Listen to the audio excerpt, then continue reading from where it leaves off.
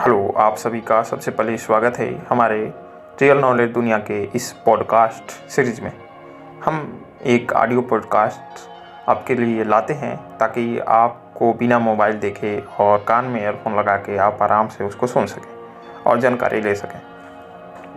आज का हमारे पॉडकास्ट सीरीज़ में टॉपिक है भारतीय पॉलिटिक्स। भारतीय पॉलिटिक्स के बेसिक चीज़ों को आज हम लोग जानेंगे, तो तैयार हो जाइए। तो आज हम लोग जानेंगे कि कॉन्स्टिट्यूशन क्या होती है।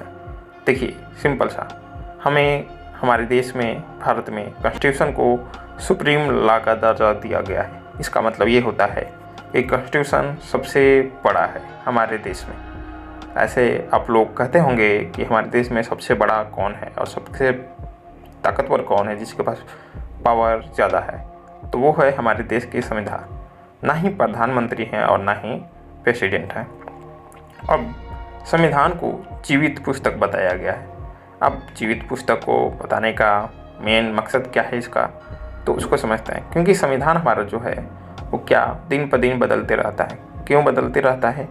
क्योंकि संविधान जिसके लिए बना हुआ है, यानी कि हम भारतीयों के लिए, तो हमारी भी धीरे धीरे इम्प्रूवमेंट होती रहती है। तो समय के अनुसार हर चीज़ में परिवर्तन जरूरी होता है।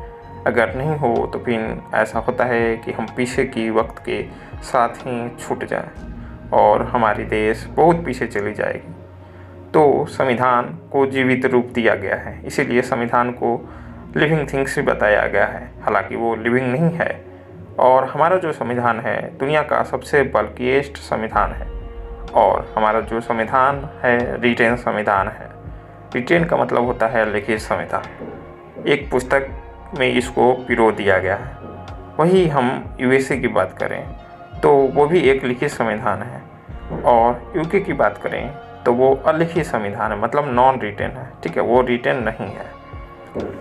इसका मतलब ये नहीं है कि उसको कोई कागज़ या दस्तावेज पर लिखा नहीं जाता है, सिर्फ मुंह की बोली से बोला जाता होगा कि ये नियम है तो है, ऐसा भी नहीं है। बस लिखित और अलिखित में अंतर इतना है कि लिखित एक पुस्तक की भांति है और इसको एक पूरी संस्था मिलकर बनाई हुई है।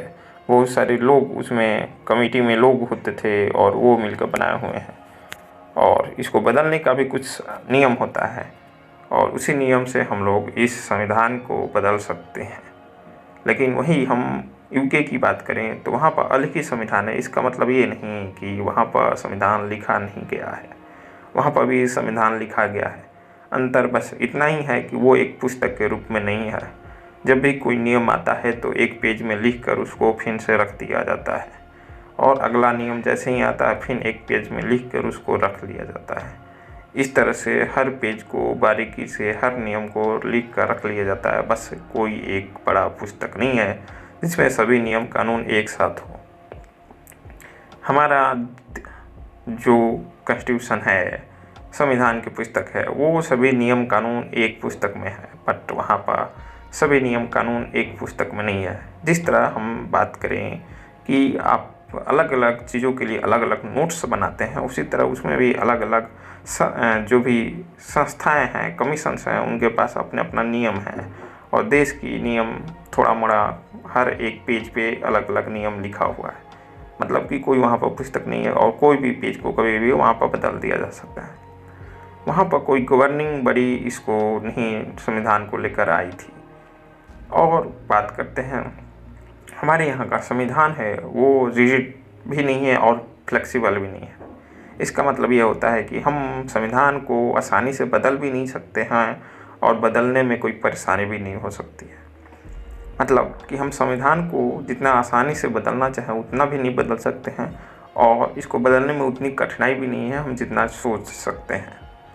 वही अमेरिका की बात करें तो अमेरिका में संविधान को बदलना बहुत मुश्किल होता है, क्योंकि वहाँ का जो संविधान है, कॉन्स्टिट्यूशन है, वो है रिजिड।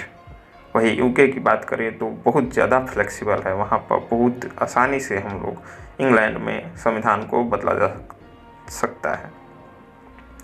अब हर प्रकार के बदलाव, रिजिड और फ्लेक्सिबल संविधान के अलग अलग उद्देश्य होते हैं और अलग अलग उसके इम्पैक्ट होते हैं। जैसे कि इंडिया में फ्लेक्सिबल ही ना ज़्यादा होने के चलते और ना ज़्यादा रिजिड होने के चलते रिजिड हम उसको बोलते हैं जो आसानी से बदला नहीं जा सके, और फ्लेक्सिबल उसको बोलते हैं जो आसानी से बदला जा सके। तो भारत की संविधान दोनों के मध्य में है, बीच में है। इसका मतलब कि इसको आसानी से बदला भी नहीं जा सकता और इसको बदलने में ज़्यादा परेशानी भी नहीं है।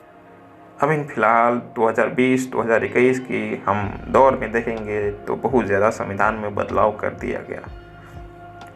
तो ये सिर्फ अगर देश में मेजॉरिटी है तो वो आसानी से इसको बदलाव कर सकती है। आगे चलते हैं तो हमने बात कर ली अपने देश की संविधान और कुछ अलग देश के संविधान के बारे में। अब संविधान को सुप्रीम लॉ बनाया गया है, तो संविधान जो है हम लोग का देश वो है एक फेडरल गवर्नमेंट भी नहीं है और नॉन फेडरल भी नहीं है, मतलब यूनिटरी भी नहीं है और फेडरल भी नहीं है। अब फेडरल किसे बोलते हैं और यूनिटरी किसे बोलते हैं ये भी आपको जानना ज़रूरी होगा आगे बढ़ने से पहले। फेडरल उसे बोलते हैं जिसमें हर राज्य के पास अपनी अपनी ताकत होती है, और सेंट्रल उसे बोलते हैं, यूनिटरी उसे बोलते हैं जिस गवर्नमेंट जिस देश में सिर्फ सेंटर के पास पावर होती है। अगर इसका एग्जाम्पल देखें तो भारत उनमें से एक है जो कि ना ही फेडरल है और ना ही यूनिटरी है। इसका मतलब कि भारत में फेडरलिज्म तो है, मतलब कि अपने अपने राज्य के पास अपने अपने पावर तो हैं, लेकिन फिर भी अधिक पावर जो है सेंटर के पास है, इसलिए ये ना ही उतना ज़्यादा फेडरल होते हुए भी यूनिटी की ओर है झुका हुआ।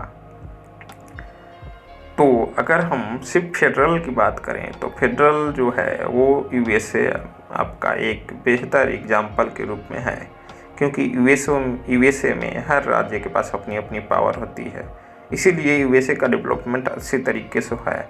हालांकि हम उस पर नहीं आएंगे कि यूएसए का डेवलपमेंट होने के पीछे और कुछ कारण हैं। और हम बात करें कि सिर्फ यूनिटी वाले देश, तो उसमें से एक है इंग्लैंड, यूके जिसको हम लोग बोलते हैं, ये एक यूनिटरी देश है। अब संविधान के बारे में हम लोग ने देख लिया और देश के बारे में भी देख लिया। हालांकि ये एक बेसिक ऑडियो पॉडकास्ट थी। अगर इसी तरह के आप ऑडियो पॉडकास्ट सुनना चाहते हैं तो आप हमारे चैनल को सब्सक्राइब ज़रूर कर लें, ताकि और आने वाली ऑडियो पॉडकास्ट आप आसानी से सुन पाएँ। धन्यवाद।